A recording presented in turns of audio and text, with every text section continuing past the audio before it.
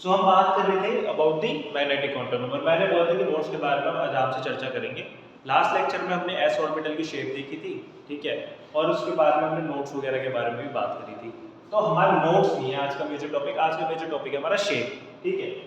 सो आपको ये तो पता है कि मैग्नेटिक क्वांटम नंबर को हम एम से रिप्रेजेंट कर रहे हैं, जिसकी वैल्यू होती है -L2 + L, ठीक है, -L2 + L, ठीक है।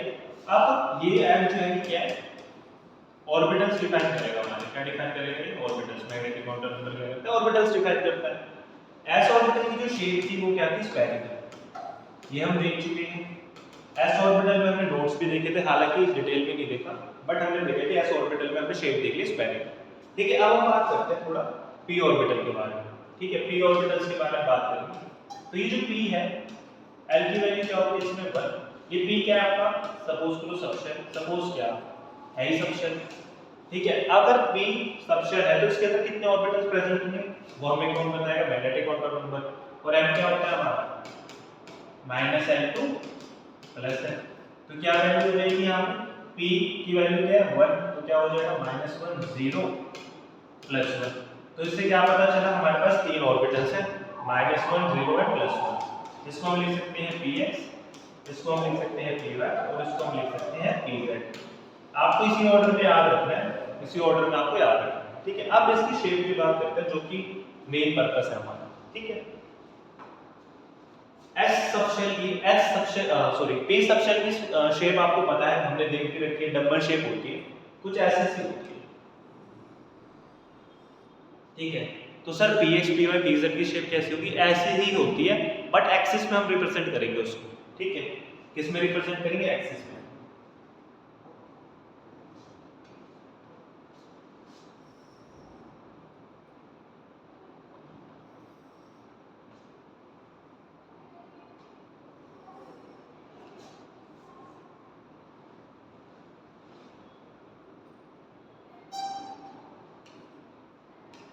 सपोज करो आपके पास तीन एक्सिस है, ये हो गया आपकी एक्स एक्सिस, ये हो गया आपकी वाई एक्सिस, ये हो गया आपकी जेड एक्सिस, ठीक है। ये तीन एक्सिस है आपके पास।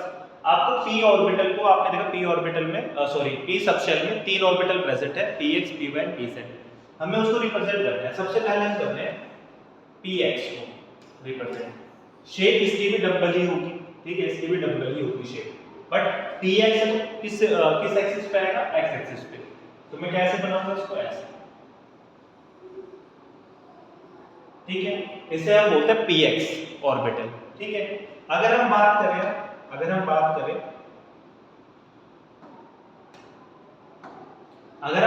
y एक्सिस पे, सपोज करो हम बात कर रहे हैं py की, तो py के केस में कैसा बनेगा p ऑर्बिटल, वो आएगा y एक्सिस पे, ठीक है। और सिमिलरली आपका z के लिए कैसा हो जाएगा,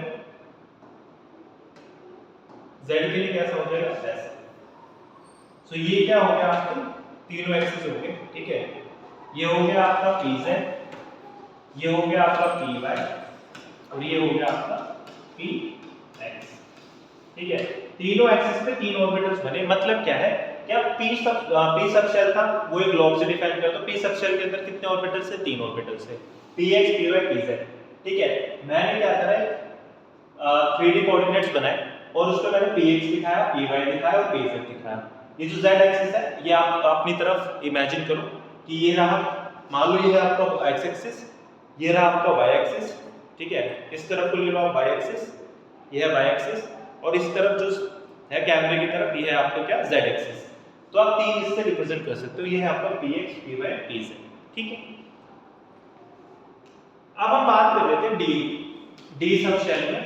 डी सबशेल के अंदर कितने ऑर्बिटल्स प्रेजेंट होते हैं, 5 ऑर्बिटल्स प्रेजेंट होते हैं। कितने ऑर्बिटल्स प्रेजेंट होते हैं, 5 ऑर्बिटल्स।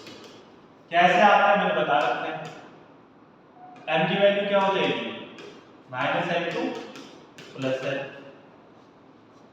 l की वैल्यू क्या हो जाएगी, -L2 + L, तो क्या हो जाएगा, -2 -1 0 1 and 2, ठीक है। -2 -1 0 1 and 2। इतना अगर आपको क्लियर है, तो सॉरी, इतना अगर आपको क्लियर है तो इनके नाम भी होते हैं, ये 5 ऑर्बिटल है, ये 5 ऑर्बिटल है, 5 ऑर्बिटल को मैं ऐसे लिख सकता हूँ, ठीक है, ऐसे हम शो करते हैं, ठीक है, 1 ऑर्बिटल 2 3 4 एंड 5, ठीक है। इस ऑर्बिटल की वैल्यू होगी -2 -1 0 1 एंड 2, इतना आपको याद रखना है, ठीक है, इतना आपको याद रखना है।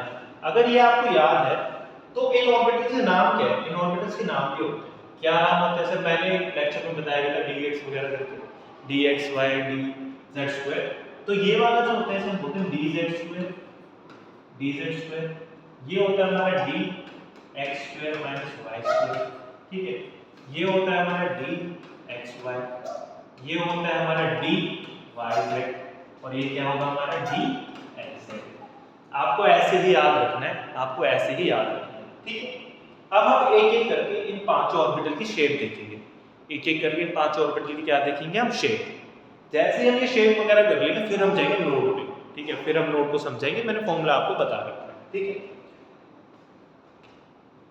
आते हैं इसी शेप पे आते हैं, ठीक है। शेप की अगर हम बात करें तो सबसे पहले हम लेते हैं dx की शेप, सॉरी dxy की शेप, dxy की शेप लेनी है, ठीक है। कैसे होगी शेप, कैसे होगी शेप, ठीक है। आप ये मैंने बनाई है एक्सिस, ठीक है, एक एक्सिस मैंने बनाई है, ठीक है, ठीक है। इसको मैं मान लेता हूं ये है आपकी x एक्सिस, ये है आपकी y एक्सिस, ठीक है, ये है आपकी x एक्सिस और ये है आपकी y एक्सिस, ठीक है। अगर आपको इतना क्लियर है, x और y एक्सिस क्लियर है, तो dxy कैसे बनेगा? dxy कैसे बनेगा? dxy बनता है कुछ ऐसे, ऐसे ऐसे ऐसे ऐसे, ठीक है।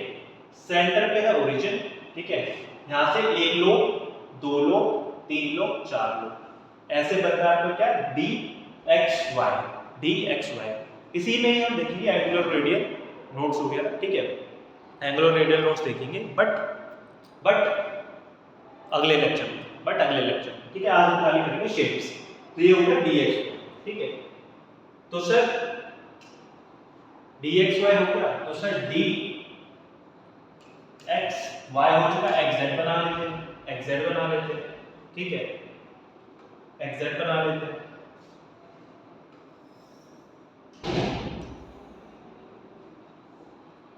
ये है आपका x एक्सिस, ये है आपका z एक्सिस। सिमिलरली जैसे आपने dxy के लिए बनाया ना, वैसे ही बनता है dxz के लिए, ठीक है। एक ऐसे लोब बनती है, एक ऐसे लोब बनती है, एक ऐसे बनती है, एक ऐसे बनती है, सेम बनेगा, सेम बनेगा, ठीक है। इसमें भी कोई डाउट नहीं होना चाहिए, इसमें भी कोई डाउट नहीं होना चाहिए। तो सर डिफरेंस कहाँ आता है? डिफरेंस आता है dx² - y² एंड dz² में, वो भी हम देखेंगे, वो भी हम देखेंगे, ठीक है।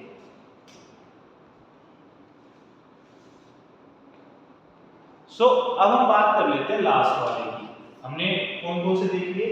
dxy देख लिया हमने और dxz देख लिया, हमारा बचा है अब dzy, ठीक है, yz बोलो या बोलो dyz, एक ही बात है। तो इसका भी सेम ही होता है, इसका भी सेम ही होता है। आप एक एक्सिस ऐसे ड्रॉ करो, एक ऐसे, इसको बोलो y, इसको बोलो z, ये ऐसे ही आएगा आपका, ठीक है, ये ऐसे ही आएगा आपका। तो तीनों आपने देखा होगा dxy, dyz एंड dxz में सेम शेप है। जो डिफरेंस आता है, जो डिफरेंस आता है वो आता है आपका dz² में, dz² में, ठीक है। यहाँ पे कैसे बनती है शेप? यहाँ पे शेप बनती है, यहाँ पे शेप बनती है,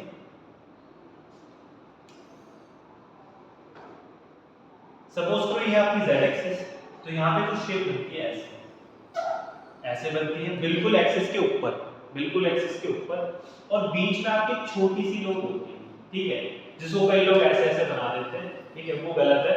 एक छोटी लोब होती है बीच में, ठीक है, एक बीच में क्या होती है आपकी? छोटी लोब, ठीक है। अब एक्सिस कैसे होती है?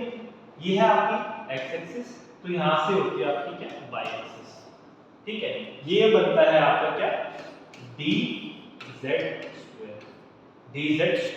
I hope it is clear, I hope it is clear, ठीक है। अब हम लास्ट बनाते हैं आपका dx² - y², dx² - y², ठीक है, dx² - y², ठीक है। इसका कैसे बनेगा? इसका कैसे बनता है? इसका बनता है ऐसे बनाओ, ऐसे बनाओ, ठीक है। इसको दो एक्स एक्सिस, इसको दो वाई एक्सिस। ये भी एक्सिस के क्या होता है? एक्सिस के पैरेलल होता है, मतलब सॉरी एक्सिस के ऊपर होता है, ठीक है। आपने देखा होगा d x y d y z and d x y y z and x z में सारे के सारे जो लोब्स थी वो मिडिल में थी, यहाँ पे थी वो लोब्स, ठीक है। But d x square y square में और डी जेड स्क्वायर में कहाँ पे लो? एक्सिस के ऊपर। कहाँ पे लो? एक्सिस के ऊपर, ठीक है, एक्सिस के ऊपर, ठीक है, एक्सिस के ऊपर। सो इसी के साथ हमने सारी शेप्स देख ली हैं, ठीक है। I hope you like this video. हम एफ एक्सिस एफ ऑर्बिटल के एफ सबशेल्स में कितने ऑर्बिटल्स होते हैं उनके बारे में बात करेंगे, ठीक है।